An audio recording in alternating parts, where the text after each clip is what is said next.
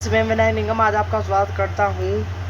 Part 10 18वीं शताब्दी में नए राजनीतिक गठन, जो हम पढ़ेंगे हमारे अतीत का एक पार्ट। ठीक है, तो अपन ने पिछली बार बाजार में कमीज वाला जो पार्ट था उसे पूरा कर लिया था। तो हमारा आखिरी का दूसरा था, वैसे यहाँ पे आप पूरा नहीं हुआ है तो अपन उसे फिर कभी पढ़ेंगे। तो आज अपन आए हैं पार्ट 10 18वीं शताब्दी में नए राजनीतिक गठन।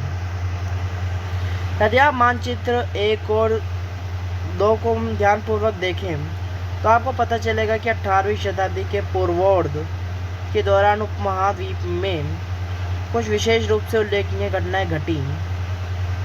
हमें आप समझ रहे हैं, पूर्वार्ध का मतलब पहले, मतलब 18वीं शताब्दी के पहले इस भारत में हमें काफ़ी सारी उल्लेखनीय घटनाएं मिलती है जो घटी हैं। गौर कीजिए कि स्वतंत्र राज्यों के उदय से मुगल साम्राज्य की सीमा किस तरह से बदली। आप ये भी देखें कि 1665 तक एक अन्य शक्ति यानी ब्रिटिश सत्ता ने पूर्वी भारत के बड़े बड़े हिस्सों को सफलतापूर्वक हड़प लिया था।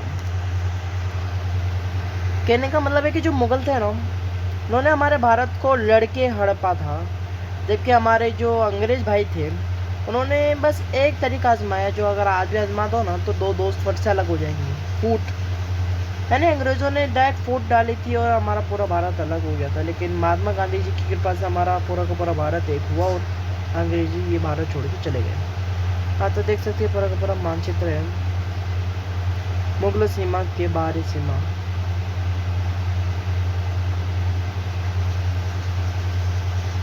देख सकते हैं, यानी कुल मिला के अफगानिस्तान आखिरी थी, मतलब उनकी। समझ में तो नहीं, कोई बात नहीं।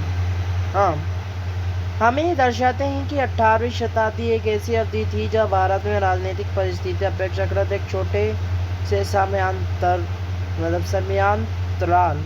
में बड़ी तेजी से अचानक बदलनी शुरू हो गई थी।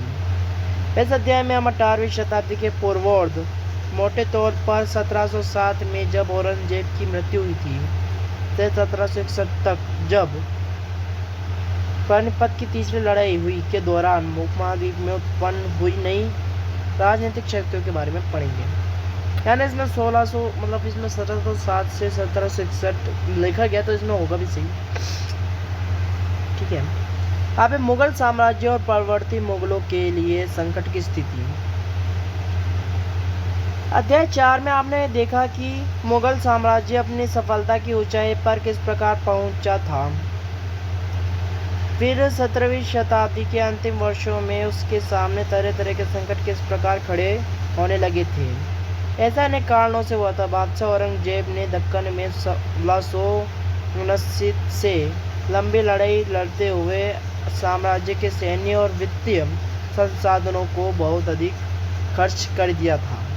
औरंगजेब के उत्तराधिकारियों के शासनकाल में साम्राज्य के प्रशासन की काली कुशलता समाप्त होने लगी और मनसबदारों की शक्तिशाली वर्गों को वश में रखना केंद्रीय सत्ता के लिए कठिन हो गया। सूबेदार के रूप में नियुक्त अभिजात अक्सर राजस्व और सैन्य प्रशासन यानी दीवानी और फौजदारी दोनों कार्यालयों पर नियंत्रण रखते थे। अब दीवानी और फौजदारी क्या है, इसके बारे में हम कुछ नहीं जानते हैं। इस मुगल साम्राज्य के विशाल क्षेत्रों पर उन्हें विस्तृत राजनीतिक, आर्थिक और सैन्य शक्तियां मिल गई। जैसे जैसे मत समझना, जैसे सूबेदारों ने प्रांतों पर अपना नियंत्रण सुदृढ़ किया, राजधानी में पहुंचने वाले राजस्व की मात्रा में कमी आती गई। उत्तरी तथा पश्चिमी भारत के अनेक हिस्सों में जमींदारों और किसानों के विद्रोहों और कृषक आंदोलनों ने इन समस्याओं को और भी गंभीर बना दिया था। यानी उस टाइम उत्तरी और पश्चिमी भारत में कुछ आंदोलन हुए थे जिसके कारण उनकी सत्ता काफ़ी मुश्किल में पड़ने वाली थी, और उनकी मुश्किल को और ज़्यादा गंभीर बनाने वाली थी। कभी कभी ये विद्रोह बढ़ते हुए करों के भार के विरुद्ध किए गए थे और कभी कभी ये शक्तिशाली सरदारों के द्वारा अपनी स्थिति को सुदृढ़ बनाने की कोशिशें थी। अतीत में भी विद्रोही समूहों ने मुगल सत्ता को चुनौती दी थी, परंतु अब ऐसे समूहों ने क्षेत्र के आर्थिक संसाधनों का प्रयोग अपनी स्थितियों को मजबूत बनाने के लिए मजबूत करने के लिए किया। जिस तरह से धीरे धीरे राजनीतिक व आर्थिक सत्ता प्रांतीय सूबेदारों, स्थानीय सरदारों व अन्य समूहों के साथ में आ रही थी, औरंगजेब ने उत्तराधिकारी इस बदलाव को रोक न सके।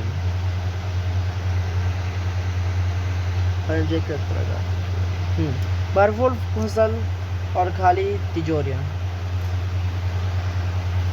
एक तत्कालीन लेखक ने साम्राज्य के वित्तीय दिवालियेपन का वर्णन इन शब्दों में किया है।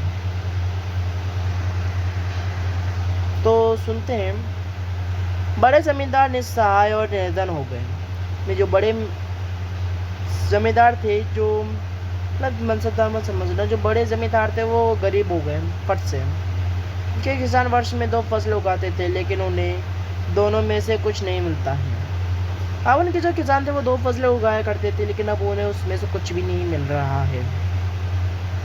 किसानी गुमाश्ते एक तरह से किसानों के हाथ ही कठपुतली बन रहे थे, जैसे कि स्वयं किसान अपने ऋणदाता के वश में रहता है जब तक कि वह साहूकार का कर्जा नहीं चुका देता। इस प्रकार संपूर्ण व्यवस्था एवं प्रशासन इतना चकनाचूर हो चुका है कि यद्यपि किसान अपनी फसल के जरिए मानो सोना बटोरता है, लेकिन उसके मालिक जमींदार को एक तिनके का टुकड़ा भी नहीं मिलता है। ऐसे हालत में जमींदार सशस्त्र सेना कैसे रख सकते हैं जिनकी उससे आशा की जाती है। वे अपने सैनिकों को जो लड़ाई के समय उनके आगे आगे चलते हैं और घुड़सवारों को जो उनके ठीक पीछे चलते हैं, पैसा कहाँ से देंगे। इस आर्थिक और राजनीतिक संकट के बीच ईरान के शासक नादिर शाह ने 1739 में दिल्ली पर आक्रमण किया और संपूर्ण नगर को लूट कर वह बड़ी भारी मात्रा में दौलत ले गया। नादिर शाह के आक्रमण के बाद अफगान शासक अहमद शाह अब्दाली के आक्रमणों का तांता लगा रहा। उसने तो 1748 से 1761 के बीच 5 बार उत्तरी भारत पर आक्रमण किया और लूटपाट मचाई। नादिर शाह का दिल्ली पर आक्रमण। नादिर शाह के आक्रमण के फलस्वरूप दिल्ली में जो विध्वंस हुआ का वर्णन समकालीन प्रेक्षकों ने किया था। इनमें से एक ने मुगल कोष से जिस तरह धन लूटा गया था उसका वर्णन इस तरह किया है। 60 लाख रुपये और कई हजार सोने के सिक्के, लगभग 1 करोड़ रुपये के सोने के बर्तन, लगभग 50 करोड़ रुपये के गहने जवाहरात और अन्य चीज़ें ले गया, जिनमें से कुछ तो इतनी बेशकीमती थी कि इस दुनिया में उनका मुकाबला कोई नहीं कर सकता था, जैसे तख्ते, ताउस और मयूर सिंहासन। एक अन्य वृत्तांत में दिल्ली पर आक्रमण के प्रभाव का वर्णन मिलता है। जो कभी मालिक थे अब बड़ी दर्दनाक हालत में आ गए।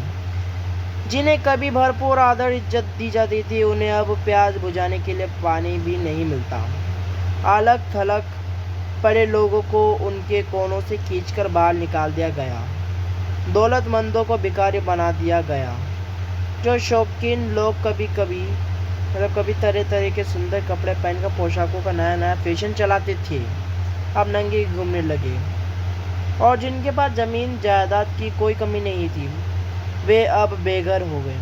नया शहर शाहजहांबाद अब मलबे के ढेर बन गया। नादिर शाह ने तब शहर के पुराने मोहल्लों पर हमला बोला और वहीं वहाँ की सारी दुनिया को तबाह कर डाला।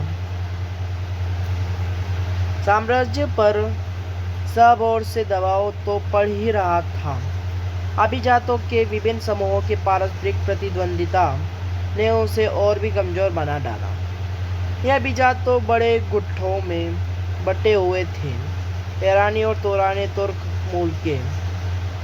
मुल्क होते वैसे ही काफ़ी समय तक परवर्ती मुगल बादशाह इनमें से एक या दूसरे समूह के हाथों की कठपुतली बन रहे थे। तो इसी बात पे एक ब्रेक होता है, ब्रेक के बाद हम फिर से आएंगे। बेहद अपमानजनक स्थिति तब पैदा हो गई जब दो मुगल बादशाहों फर्रुख खसियार 1713 और 1719 और आलमगीर द्वितीय 1754 से 1759 की हत्या हो गई और दो अन्य बादशाह अहमद शाह 1748 से 1754 और शाह आलम द्वितीय को उनके अभिजातों ने अंधा कर दिया। नए राज्यों का उदय। मुगल सम्राटों की सत्ता के पतन के साथ साथ बड़े प्रांतों के सूबेदारों और जमींदारों ने उपमहाद्वीप के विभिन्न भागों में अपनी शक्ति और प्रबल बना ली। 18वीं शताब्दी के दौरान मुगल बादशाह धीरे धीरे कई स्वतंत्र क्षेत्रीय राज्यों में बिखर गया। मोटे तौर पर 18वीं शताब्दी के राज्यों को 3 पारस पर व्यापी समूह में बांटा जा सकता है: अवध, बंगाल व हैदराबाद जैसे वे राज्य जो पहले मुगल प्रांत थे। हालांकि इन व हैदराबाद जैसे वे राज्य जो पहले मुगल प्रांत थे, हालांकि राज्यों के शासक अति शक्तिशाली थे और काफ़ी हद तक स्वतंत्र थे।